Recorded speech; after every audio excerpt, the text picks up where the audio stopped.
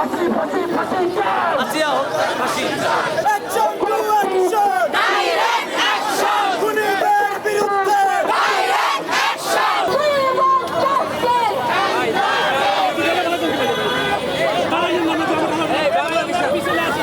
আমাদের আসলে বলার ভাষা নাই, সত্যি বলতে আমার কাছে বলার মতো কিছু নাই।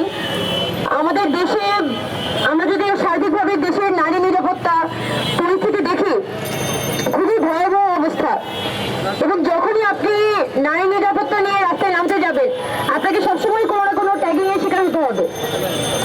মানে যেন, এবং এই ইস্যুগুলো নিয়ে যখন আমরা রাস্তায় নামার চেষ্টা করি, যখনই কথা বলার চেষ্টা করি, তখন যেন একটা ভয়, একটা ভীতি সবার মধ্যে কাজ করে।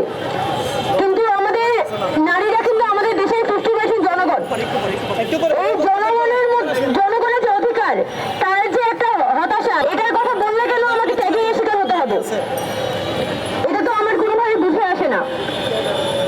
গত কিছুদিন আগে আমরা ঢাকা বিশ্ববিদ্যালয় থেকে যখন এই ধর্ষণ বিরোধী মঞ্চটি তৈরি করেছিলাম, তার পরবর্তীতে আমরা চেষ্টা করেছি যে এখানে আসিয়ার দ্রুততম সময়ের মধ্যে আসিয়ার যারা ধর্ষক এবং আসিয়ার যারা হত্যাকারী, তাদের যাতে এখানে বিচারের আওতায় আনা হয়। এবং শুধুমাত্র আসিয়া পর্যন্ত আমরা এখানে সীমাবদ্ধ থাকবো না, কারণ আসিয়া হয়তো একটা ছোট বাচ্চা যার ঘটনাটা আমাদের সবাই হৃদয়ে নাড়িয়ে দিয়েছে, কিন্তু আরো অনেক আসিয়া আমাদের প্রত্যন্ত অঞ্চলগুলোতে দিনের পর দিন ধর্ষণের শিকার হচ্ছে, যৌন নিপীড়নের শিকার হচ্ছে, কিন্তু এগুলো কখনো খবরের কাগজের পাতায় আসে না।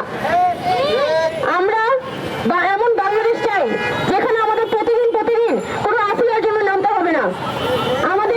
আমাদের ল থাকবে, আমাদের বিচার বিভাগ থাকবে, আমাদের আইন বিভাগ থাকবে। তারা এমন ভাবে দেশের সিস্টেমটা ডেভেলপ করবে যাতে ধর্ষক ধরা পড়া মাত্রই দ্রুততম সময়ের মধ্যে তার বিচার কার্য সম্পন্ন হয়। ধর্ষণ একটি সামাজিক সমস্যা, শুধুমাত্র বিচার প্রক্রিয়ার মাধ্যমেই নয়। যদি আমরা এর বিরুদ্ধে একটি সামাজিক আন্দোলন গড়ে তুলতে না পারি, তাহলে এই সমস্যাটির আসলে কখনো সমাধান হবে না।